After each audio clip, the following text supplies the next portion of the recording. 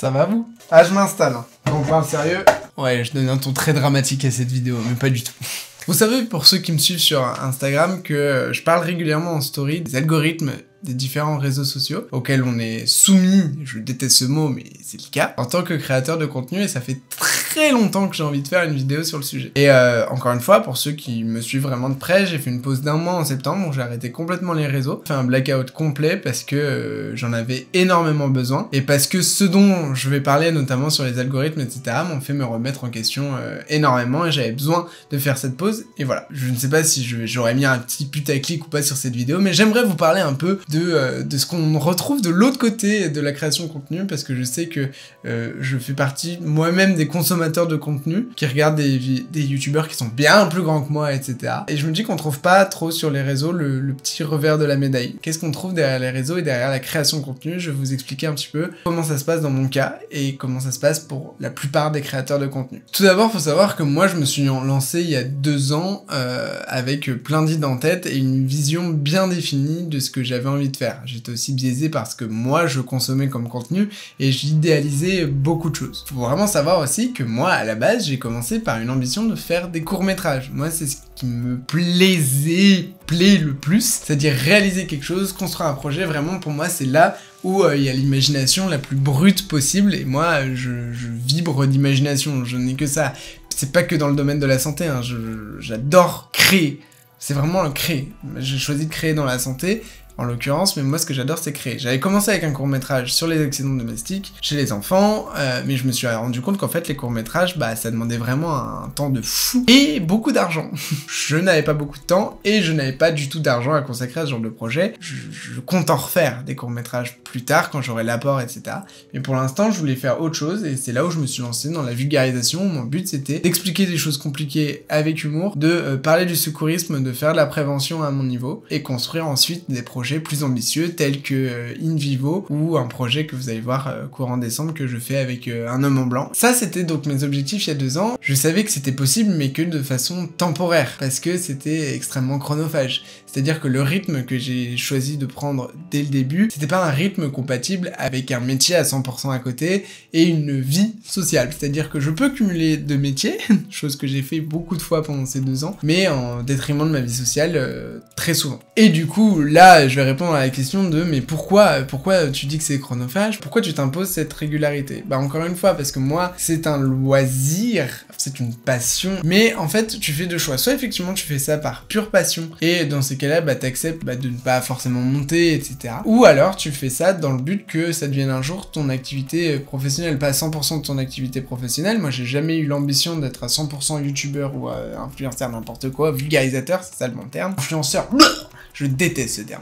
Mais bref, moi mon objectif c'est de continuer à travailler à côté, pas à 100% vraiment à terme, mais voilà, parce que j'ai pas envie d'un jour arrêter ça, c'est vraiment quelque chose que j'adore, donc c'est au-delà de la passion, parce que c'est une passion qui est tellement chronophage, tellement énergivore, qu'il faut que ça prenne une place comme un métier en fait. Et ça c'est très compliqué à expliquer à des personnes, mais voilà, au moins, même s'il y a des personnes qui n'arrivent pas à le comprendre, dites-vous que moi, pour moi, ça reste un boulot à temps plein, actuellement même. Ma nature ne fait que je peux pas faire les choses à moitié. Si je me lance dans un truc, je le fais à 1000%, et là en l'occurrence, si je veux taffer sur les réseaux et évoluer sur les réseaux, il faut que je produise du contenu régulièrement, etc.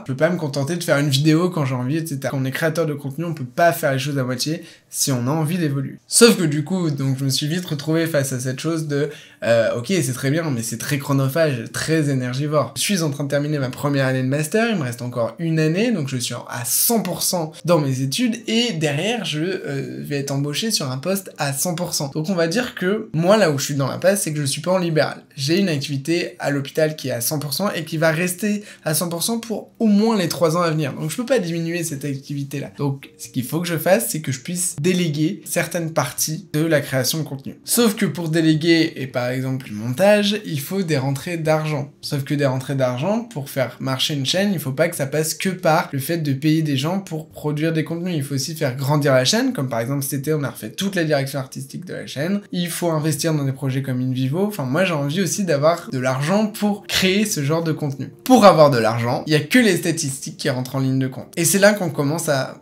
à frôler, vous le sentez venir, l'algorithme. Qui nous rémunère en tant que créateur de contenu? Est-ce que vont nous demander les marques ou les partenaires avec qui on va travailler? C'est des statistiques. Le nombre de vues en story, le taux d'engagement, le nombre d'abonnés, le nombre de vues que font les vidéos. Et là, on en est réduit à, effectivement, du chiffre. Et donc, pour gagner suffisamment d'argent, bah, il faut viser cette chose de percer. Alors, oui, le fait de percer, c'est hyper...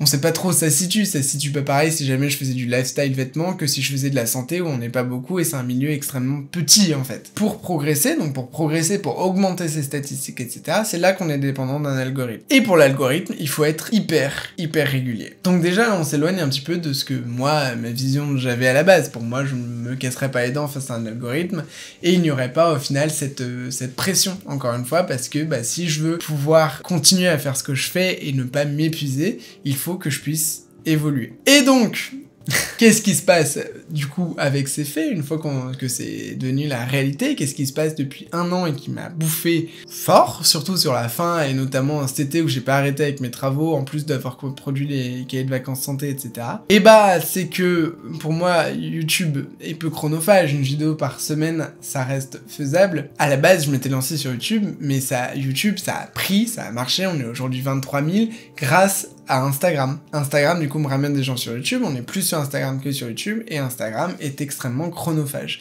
Parce qu'il faut être régulier en story, il faut produire tous les types de contenus, que ce soit du réel, de la vidéo, IGTV, ou du post. Je gagne de l'argent, je m'en cache pas, je suis hyper transparent avec ça, et j'ai aucun problème à le dire, c'est-à-dire que je mets toujours le partenariat rémunéré quand je fais des stories sponsorisées ou des posts, etc.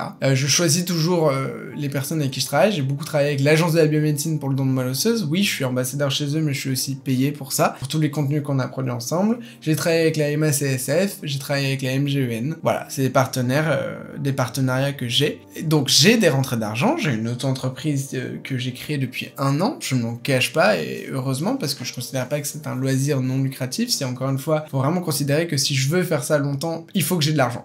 Il faut que j'ai de l'argent dans tous les cas pour déléguer. Là, je ne suis même pas dans l'optique de mettre du beurre dans les épinards. Non, là, vraiment, mon objectif, c'est de déléguer un maximum. Donc c'est pour ça aussi que depuis 1 an, je suis entouré avec Lou, qui me prend, on va dire, 25% du montage, parce que j'ai pas suffisamment de quoi déléguer 100% du montage, et Tom, qui m'assiste pour les partenariats, et qui me fait gagner beaucoup de temps. Et il y a une chose que, faut savoir que Lou et Tom sont aussi des amis à côté, et que j'ai choisi par éthique, enfin je me voyais pas faire autrement, de les payer directement à leurs tarifs normaux, parce que c'est pas parce que c'est des amis qui doivent me faire des prix, eux aussi ils ont envie de vivre, et donc du coup je sais que ça existe des créateurs de contenu qui sous-payent des personnes, et j'en connais des qui sont extrêmement suivis, et avec qui ça ne gêne pas de sous-payer les personnes avec qui ils travaillent, mais moi c'est pas du tout, je pourrais pas me regarder dans un miroir et continuer à travailler avec eux. Donc ça coûte de l'argent, l'air de rien, et c'est normal, parce que eux aussi ils ont des impôts à payer, autre chose, etc. Mais il faut pas se dire que ça coûte rien. Donc les rentrées d'argent que je devrais faire pour par exemple déléguer complètement le montage, elles sont,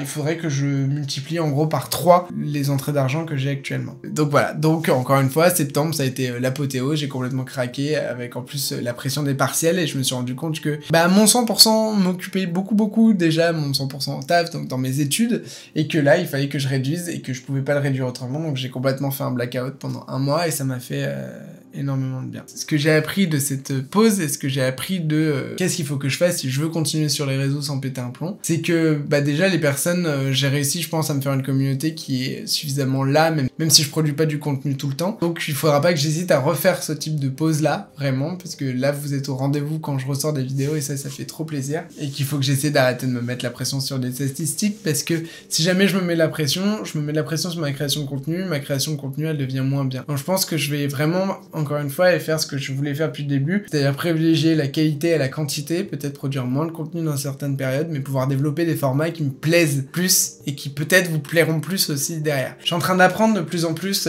qu'est-ce qui marche pas, etc. Donc je pense que je suis une meilleure voie de comprendre comment marche l'algorithme sans me soumettre à 100% à l'algorithme en juste la production de contenu. Non, je garde espoir que la qualité joue beaucoup plus que la quantité et la régularité, mais c'est quelque chose qui est qui est compliqué en tant que créateur de contenu à voir. Peut-être qu'après cette vidéo, vous comprendrez, peut-être que certains avaient des doutes sur « Oh, tu fais ça par hobby, etc. » Mais peut-être que vous vous rendrez compte que c'est un vrai travail. Une vidéo, c'est 5 heures de travail à peu près, et selon le type de vidéo, ça peut être beaucoup plus. In vivo, c'était presque 60aine d'heures de travail. Je parle même pas des heures de montage de loup. Donc voilà. Je sais pas trop si j'aurais répondu à la question, à la thématique, mais voilà, il faut savoir que tous les créateurs de contenu ont cette pression-là. Je sais que certaines personnes sont beaucoup moins derrière les statistiques, par exemple, donc moi je commence lentement à m'en détacher, et c'est vrai qu'à un moment donné, j'étais... ouais, une vidéo qui marchait pas était capable de me mettre pas bien pendant 48 heures. Vraiment. Parce que je me disais, ok, ça plaît pas, il y a aussi cette notion du regard de l'autre, etc. Donc voilà, je travaille là-dessus, et encore une fois, j'ai vraiment envie de continuer, j'ai pas envie de me soumettre à un algorithme, mais j'ai vraiment envie de continuer à faire ce que je fais, qui me plaît énormément, mais sans cette pression qui peut être destructrice. Je viens d'aller voir, on est déjà à 16 minutes, je sais pas ce que ça va donner au montage, mais c'est déjà extrêmement long. Voilà, au moins vous saurez pourquoi j'ai fait cette petite pause, et pourquoi je serais peut-être amené à en faire d'autres. Je vous dis à la prochaine, salut! I'm in a big house with people I